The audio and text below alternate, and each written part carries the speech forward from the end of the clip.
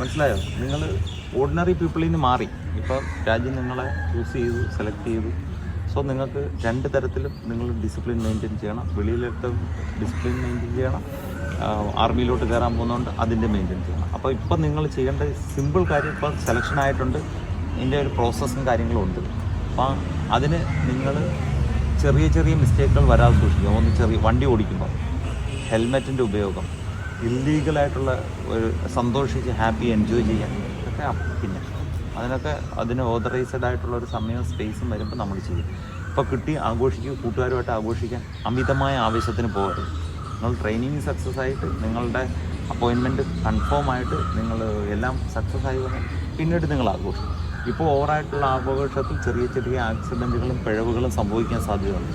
അത് ദൂരവ്യാപകമായിട്ട് നിങ്ങൾക്ക് പ്രത്യാഘാതം ഉണ്ടാകും. പറയുന്നത് മനസ്സിലാവുന്നുണ്ടോ? ഇത് കഴിഞ്ഞിട്ട് ഓഫ്ലൈനായിട്ട് കുറച്ച് കാര്യങ്ങൾ ഞാൻ നിങ്ങൾക്ക് പറഞ്ഞു തരാം.